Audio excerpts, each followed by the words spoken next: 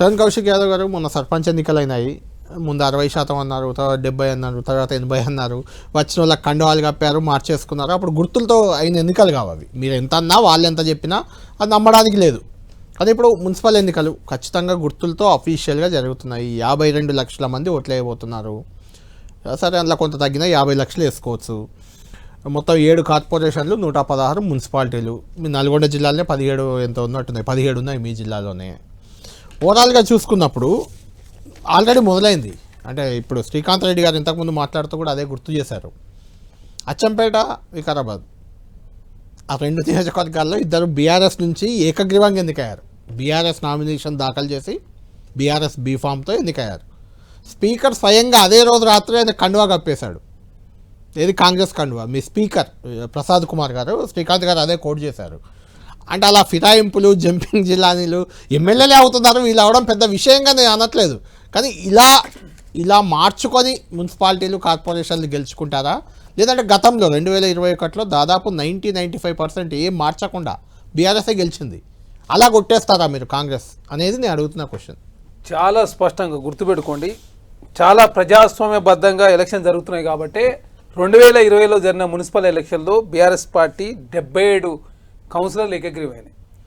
MIM party 3, మొత్తం 80. ఇప్పుడు only 14 మాత్రమే ఏకగ్రీవైనాయి. అందులో 12 కాంగ్రెస్, 2 టీఆర్ఎస్.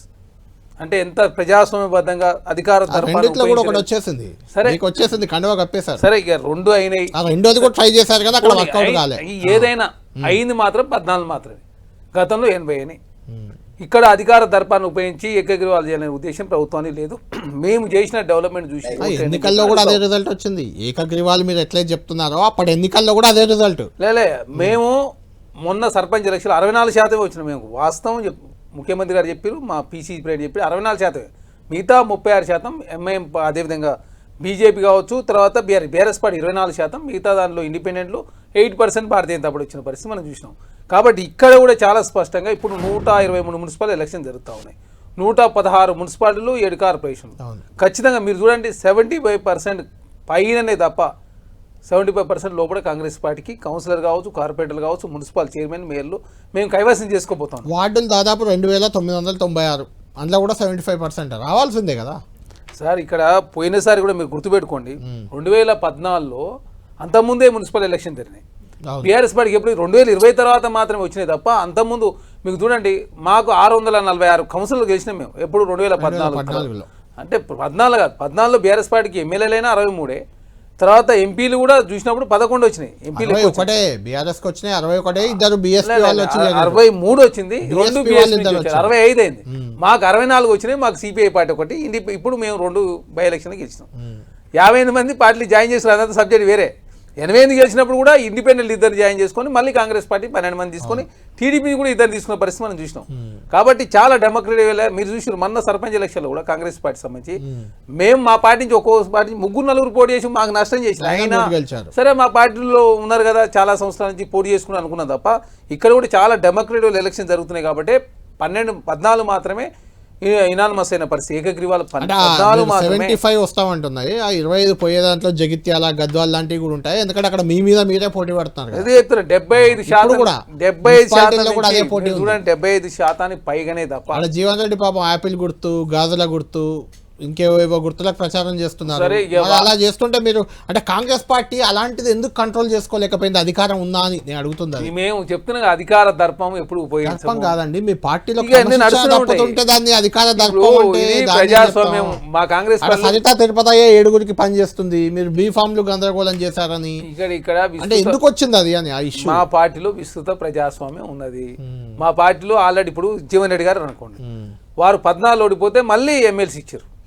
తర్వాత 18 ఓడిపోతే మళ్ళీ ఎంపీ ఇచ్చిన పరిస్థితి. అంటే ఎప్పుడు ఓడిపోయినా కూడా, అంటే 18లో ఓడిపోయినప్పుడు 19లో ఎమ్మెల్సీ ఇచ్చారు. తర్వాత 23 ఎమ్మెల్యే మళ్ళీ ఎంపీ ఇచ్చారు. అంటే కాంగ్రెస్ పార్టీలు ఇస్తుంది. ఇప్పుడు అందరికీ ఇవ్వలే మరి అట్లాంటి ఎంపీ. జీవన్ రెడ్డి గారికి అవకాశం వచ్చింది, వారు అనుచరుల కోసం ప్రయత్నం చేస్తారు.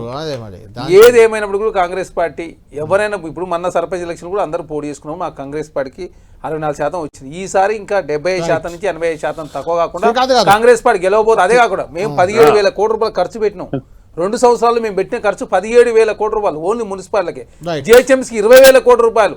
ఈ 5 సంవత్సరాల్లో 1,20,000 కోట్ల రూపాయలు హైదరాబాద్ లో ఖర్చు పెట్టబోతున్నాం చెప్పి చాలా స్పష్టంగా Right. శ్రీకాంత్ మాస్టర్ ప్లాన్ తో మేము ముందు ఇంతకుముందు సుభాష్ గారు చెప్తున్న పాయింట్లు ఏంటంటే డెవలప్మెంట్ చేస్తామని వచ్చారు, ఏం డెవలప్మెంట్ లేదు. ఫస్ట్ పాయింట్, మున్సిపాలిటీలో డెవలప్మెంట్ లేవు, ఎక్కడే ఉందని. రెండోది, కళ్యాణ లక్ష్మికి తులం బంగారం యాడ్ చేస్తామన్నారు, చేయలేదు. పెన్షన్లు 4,000 చేస్తామన్నారు, చేయలేదు. ప్రతి మహిళకి 2,500 ఇస్తామన్నారు, ఇవ్వలేదు. చదువుకునే విద్యార్థినికి స్కూటీ కొనిస్తామన్నారు, ఈవీ అనుకుంటుంది, ఈవీ స్కూటీ కొనిస్తామన్నారు, కొనియలేదు. తర్వాత 12,000 ఆటో డ్రైవర్లకి, పురపాలక అంటేనే అన్ని ఆటో డ్రైవర్లే అక్కడ ఎక్కువ ఉంటారు కుటుంబాలు, 12,000 ఆటో డ్రైవర్లకు ఇస్తామన్నారు, ఇవ్వలేదు. ఫ్రీ బస్ పాస్ ఇచ్చారు, అది కూడా ప్రచార అంశంగా మారింది. మీరేమో బస్సు ఫ్రీ ఇచ్చాము వెళ్తున్నారు కదా మీరు మహిళలు అని మీరు క్వశ్చన్ చేస్తున్నారు. వాళ్ళు పోయి ఏం చేస్తున్నారు, బీఆర్ఎస్ వాళ్ళు బీజేపీ వాళ్ళు వెళ్ళి మీకు ఫ్రీ అయింది, మీ ఆయనకు డబుల్ అయింది బస్ టికెట్, అప్పుడు ఫ్రీ డబుల్ రెండు ఒకటే కదా అనేది వాళ్ళ ప్రచారం.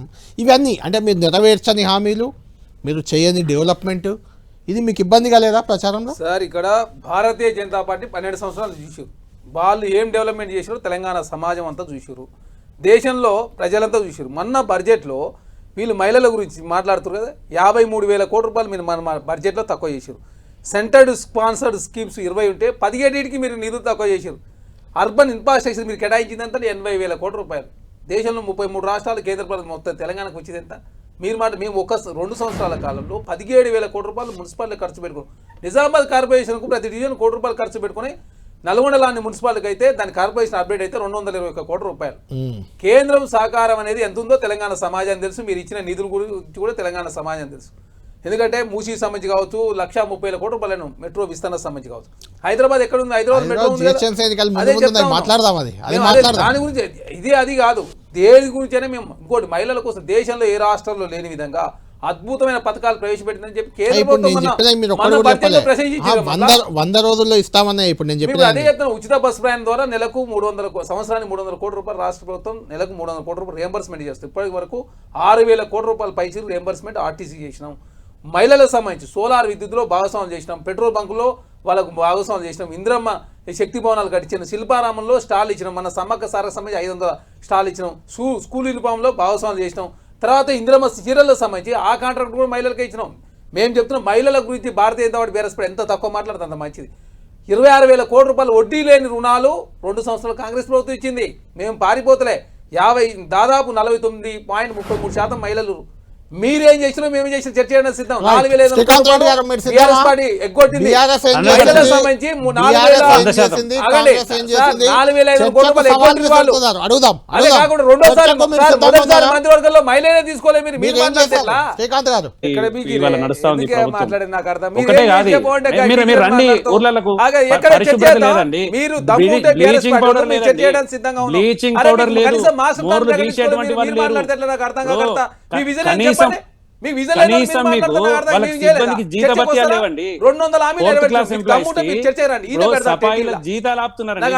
మీరు మాట్లాడతారు 70,000 కోట్ల అప్పు, 7 లక్షల కోట్ల రూపాయలు అప్పు చేసి మీరు మాట్లాడతారా? ఇంకా 1,20,000 కోట్ల రూపాయలు కాంట్రాక్ట్ ఎగ్గొట్టిన మహిళా సంఘాలు 4,000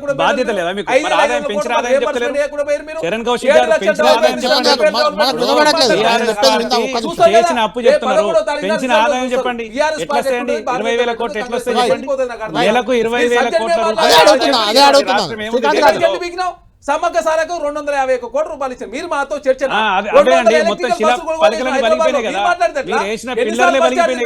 మీకు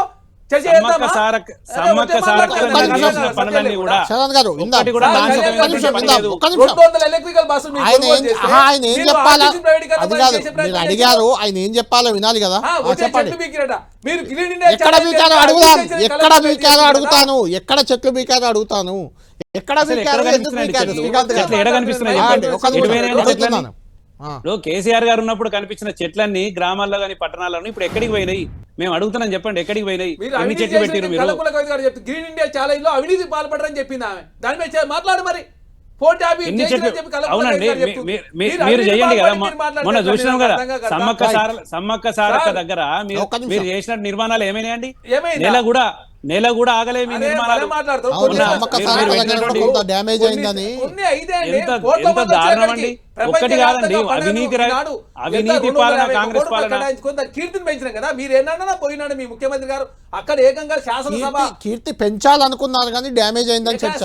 డ్యామేజ్ అనేది అంతమంది వచ్చినప్పుడు చిన్న చిన్న డ్యామేజ్ అయితే పర్మనెంట్ గా ఉన్న డ్యామేజ్ అయితే ఎట్లయితే అండి 10 రోజులకి. రైట్ సుభాష్ గారు, ఫైనల్ గా మీరు కంక్లూడ్ చేయండి. చరణ్ గారు ఒక్క నిమిషం నేను అడగనియండి క్వశ్చన్. గతంలో 2020లో జరిగిన ఎన్నికల్లో 90-95% కారు గుర్తుకు ఓట్లేసి కారు గుర్తు చైర్మన్లు, మేయర్లు అంతా గెలిచారు, కార్పొరేటర్లు, కౌన్సిలర్లు. ఇప్పుడు మీరు 75% గెలుస్తామని చెప్తున్నారు.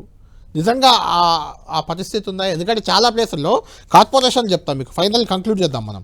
కరీంనగర్, నిజామాబాద్లో చాలా ట్రయాంగిల్ ఫైట్ కనిపిస్తుంది. అక్కడ బీఆర్ఎస్ కొంత వెనుకబడి ఉంది, అక్కడ బీజేపీ. కరీంనగర్లో అయితే కాంగ్రెస్ వెనుకబడి ఉందని చెప్తున్నారు. జనరల్ అనాలిసిస్ ఇది అంతే. మిగిలిన రామగుండంలో కొంత కాంగ్రెస్కి ఎడ్జ్ ఉండొచ్చు, మంచిర్యాల కాంగ్రెస్ ఉండొచ్చు, కొత్తగూడెంలో అయితే మీ మిత్రపక్షం సిపిఐ మీ మీద పోటీ చేస్తుంది. అక్కడ నల్గొండ మీకు కొంత అడ్వాంటేజ్ ఉండొచ్చు. ఇట్లా అంటే చూస్తుంటే వాతావరణం మిక్స్డ్ కనిపిస్తుంది సార్. ఇక్కడనే కాదు, మీరు మొన్న మహారాష్ట్రలో చూసిరు కదా, శరద్ పవార్, అజిత్ పవార్ గారు కలిసి పోటీ చేసిన పరిస్థితి, ఉద్ధవ్ ఠాక్రే, రాజ్ ఠాక్రే కలిసి పోటీ.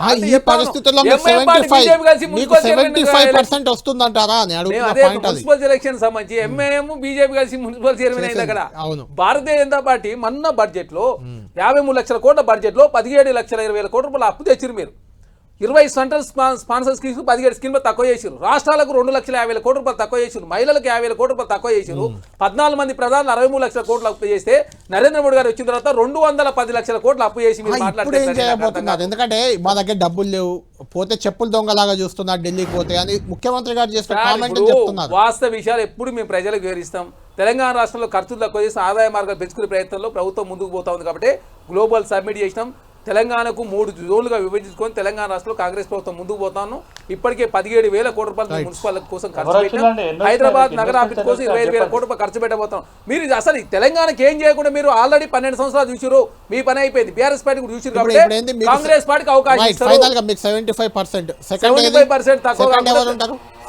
Second BRS party, third Bharatiya Janata party ఉండబోతాం. ఎందుకంటే వాస్తవాలు నేను పొలిటీషియన్ ని, నేనేదో తాత్కాలిక పొలిటీషియన్ కాదు కాబట్టి బీజేపీ సెకండ్ ఉంటుంది, థర్డ్ భారతీయ జనతా పార్టీ. కొన్ని స్థానాల్లో కాంగ్రెస్ బీఆర్ఎస్, కొన్ని స్థానాల్లో కాంగ్రెస్ కు బీజేపీ మధ్య, కొన్ని స్థానాల్లో ముక్కోన పోటీ కూడా ఉన్నమాట వాస్తవం. ఖచ్చితంగా అత్యధికంగా కౌన్సిలర్ కార్పొరేట్ కాంగ్రెస్ పార్టీ గెలవాలి.